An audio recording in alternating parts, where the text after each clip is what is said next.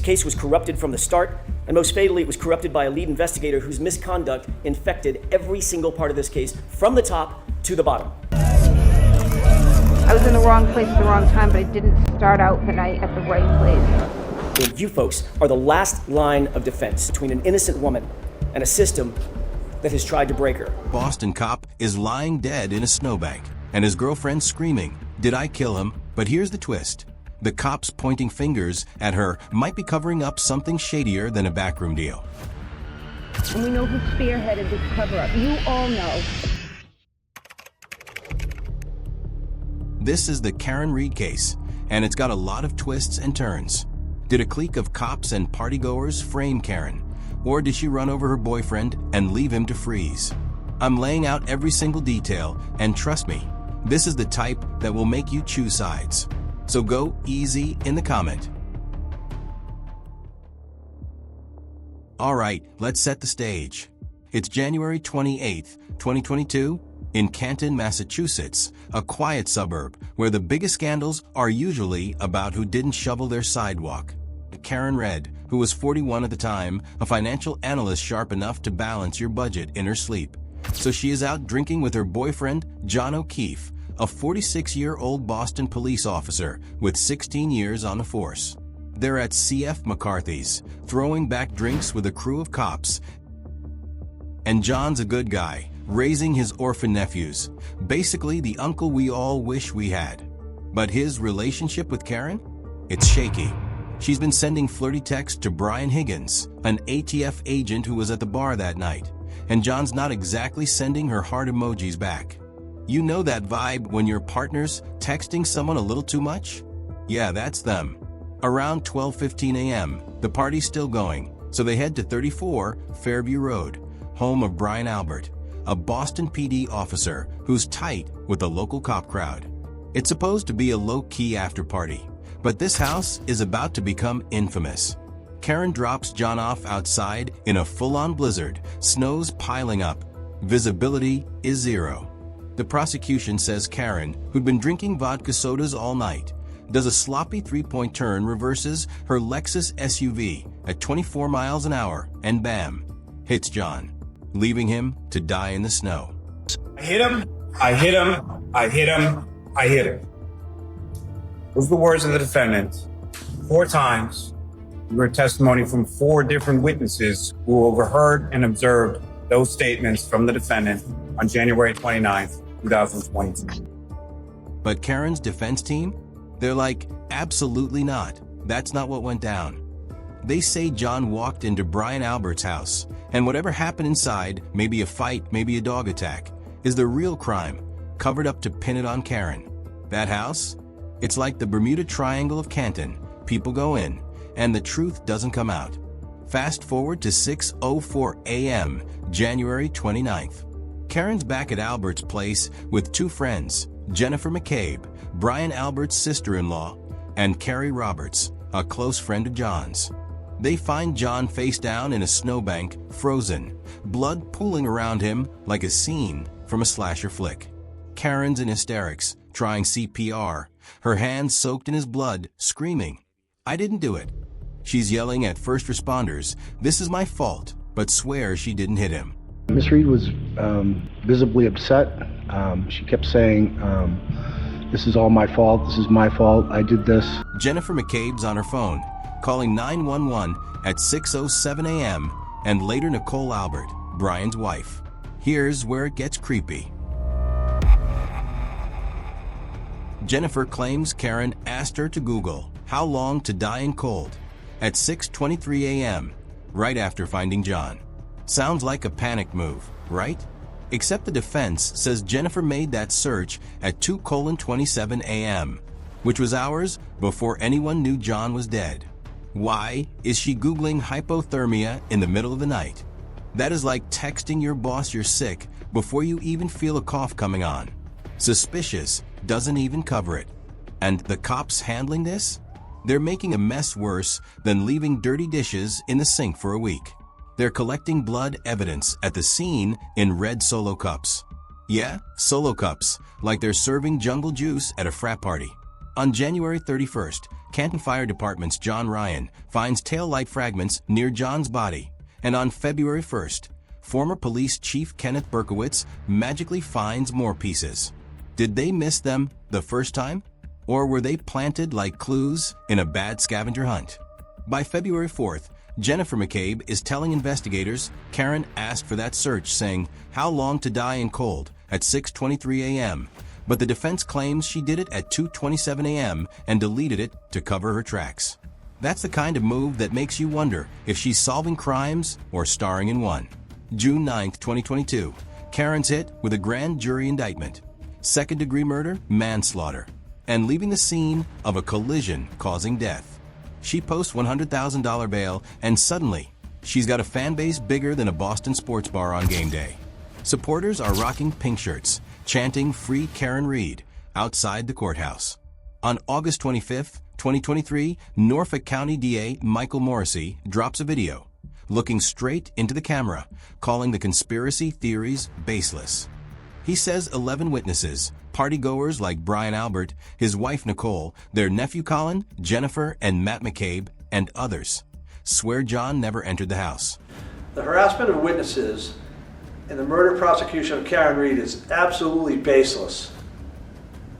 It should be an outrage to any decent person, and it needs to stop. 11 people have given statements that they did not see John O'Keefe enter the home at 34 Fairview that night. 0 people. But if it's so straightforward, why is this case messy? Let's see. So the prosecution's got a story that's got more drama than kids fighting over who gets the last slice of pizza.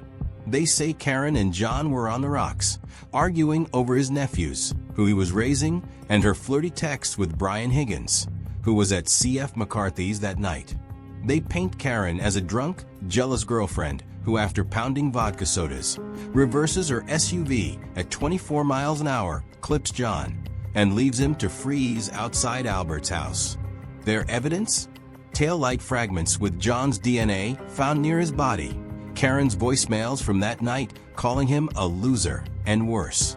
And her saying, "I hit him," to Jennifer McCabe and Carrie Roberts at the scene. Her SUV's black box shows that 24 miles per hour reverse, and a cocktail glass found near John matches one from C.F. McCarthy's, suggesting she was drinking and driving. They've got 5 witnesses, Jennifer and Matt McCabe, Brian, Nicole, and Chris Albert, backing their story, plus first responders who heard Karen's frantic "I hit him" comments. Sounds like a slam dunk, right? But hold up. If this case is so airtight, why is half of Canton treating Karen like she's their long-lost cousin? Why is the FBI digging around like they're looking for buried treasure? And why does it feel like someone's trying to hide a stain on a rug that's already covered in dirt? Now, my friend, this is where it gets wilder than trying to explain Boston traffic to an out-of-towner. Karen's defense, led by Alan Jackson, a lawyer so slick he could talk his way out of a parking ticket, says John O'Keefe never got hit by a car. They claim he walked into Brian Albert's house at 34 Fairview Road, got into a fight, maybe with Brian Albert, his nephew Colin, or ATF agent Brian Higgins, who was there that night. Or maybe the Albert family's German Shepherd Chloe took a chomp out of him. Yeah, they're throwing a dog into the mix. Then, boom, John's dead, and the partygoers panic. Instead of calling 911, they drag him outside, dump him in the snow, and pin it on Karen, the convenient outsider, who's not part of their cop clique. Why? Bad blood. Rumor has it John and Colin Albert had beef, maybe over personal stuff, and Brian Albert wasn't his biggest fan either. It's like that friend who holds a grudge because you took their parking spot, except this time, someone ends up dead. John's injuries? They don't scream car crash. He's got scratches on his right arm like he tangled with something sharp, like he won a few rounds in a bar fight. And raccoon eyes, that creepy skull fracture look that points to a head injury, not a bumper. any bleeding around the eyes because it could signify or it could mean that there's a much bigger injury inside the skull, and that is not just some bleeding around the eyes, that it actually is associated with a skull fracture. In my opinion, I believe the impact, the injury to the head came first. Mr. O'Keefe was most likely incapacitated or unable to move into a warmer environment, and then the hypothermia set in. I didn't see any major signs of what I would call a significant altercation. Defense expert Dr. Frank Sheridan, a forensic pathologist, says it's more likely a dog attack or a beating than a car hit. If you're hit by a vehicle, or whichever part of your body is hit, if it's a significant impact at all, you're going to get bruising. And we don't have any bruising here. We just have what I would call linear abrasions without any bruising. So that does not look to me at all remotely like an impact from a motor vehicle. What would you expect to see if an individual's arm were struck by the rear of a motor vehicle? Well, as I just said a second ago, primarily a lot of bruising. And that's what we don't see here. You might see, well, depending on the circumstances, you might see other things like a fracture or fractures, but you would at least expect bruising.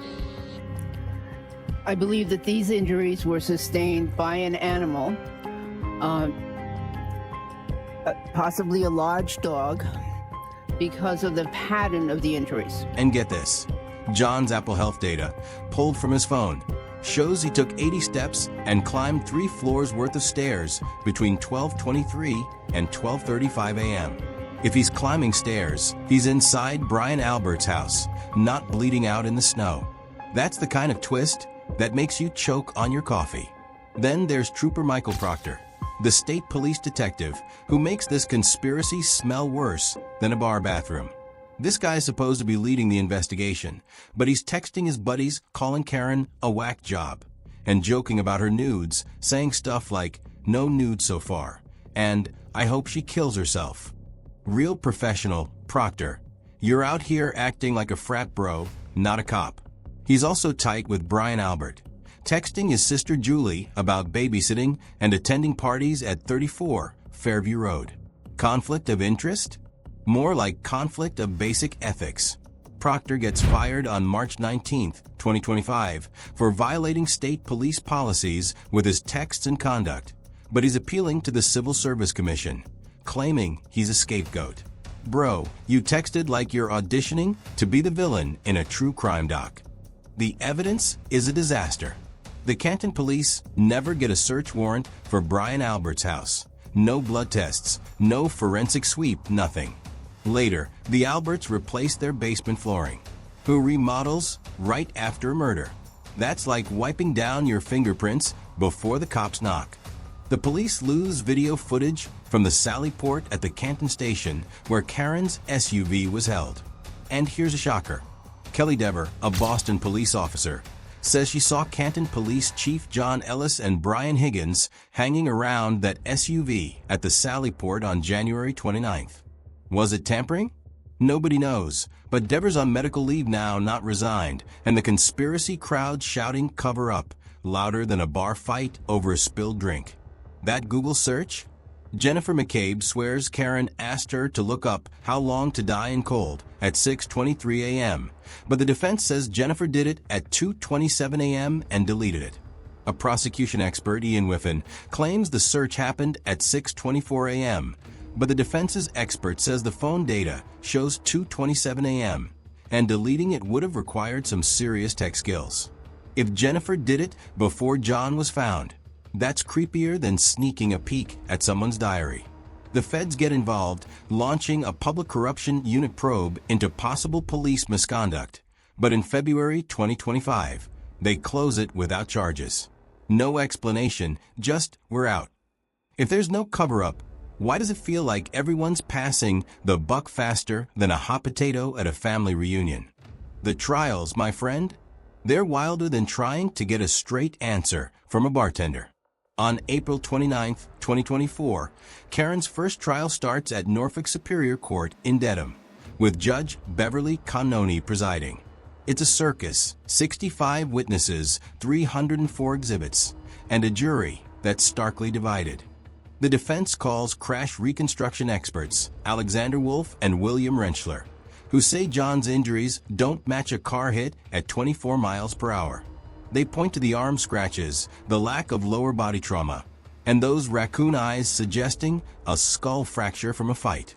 The prosecution's got their taillight fragments, SUV data, and 5 witnesses, Jennifer and Matt McCabe, Brian, Nicole, and Chris Albert, who say John never entered the house. But the jury's confused, especially after a verdict slip gets amended mid-deliberation. On July 1st, 2024, it's a mistrial. Jurors later say they were split 9-3 for acquittal on murder, but nobody's talking details. Outside, Karen supporters, sometimes 1,000 strong, are rocking pink shirts, waving signs, throwing up ASL, I love you gestures like she's their personal champion. Congratulations, Michael Morrissey. You have handed over your office to the mob. Well done. October 2023, blogger Aiden Turtleboy. Kearney gets slapped with witness intimidation charges for writing over 500 articles alleging a cover-up, accusing the Alberts and McCabes of hiding the truth. He's facing 16 counts, including harassment of witnesses like Jennifer McCabe, but he swears he's just exposing corruption. Hero or loose cannon? That's your call. November 5th, 2024, Canton residents vote 903 to 800 for an independent audit of their police department, showing the town split down the middle like a bad divorce. March 17th, 2025, investigation, discovery, airs a body in the snow. The trial of Karen Red, leaning hard into the conspiracy angle with interviews from Karen's defense team. March 19th, Proctor's fired, but he's fighting it, claiming he's the fall guy. August 26th, he's at a Civil Service Commission hearing, still begging for his badge back. Good luck, pal. Your texts are public now. April 1st, 2025, Trial 2 kicks off. The defense doubles down, bringing back their experts and adding testimony from a grand juror who pleaded guilty to leaking info, hinting at prosecutorial overreach. They hammer the Apple Health data. Those 80 steps and 3 floors climbed, saying John was inside, maybe in the basement where the Alberts later replaced the flooring. The prosecution sticks to their story. Tail light fragments, Karen's I hit him comments, and that 24 miles per hour reverse. But the jury's not buying it. On June 18th, 2025, Karen's acquitted of second-degree murder and manslaughter, convicted only of OUI, operating under the influence. Her supporters erupt, chanting "Free Karen" outside the courthouse, but John's family, his brother Paul, sister-in-law Erin, are devastated, calling it a miscarriage of justice, and vowing to keep fighting for justice for John. So on August 27th, 2025, Hollywood jumps in. Elizabeth Banks is set to play Karen in a scripted limited series by LBI Entertainment. HBO, Netflix, and Investigation Discovery are milking this with docuseries, and Karen's planning civil lawsuits against the cops and prosecutors she says framed her. Her team pulls a wild card. They hire Victoria George, a juror from the first trial, to join their efforts. That's like asking your jury buddy to help plan your comeback.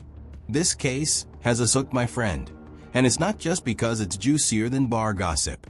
It's got shady cops, a mysterious house party, a dead hero cop, and a woman fighting a system that might have played her dirty.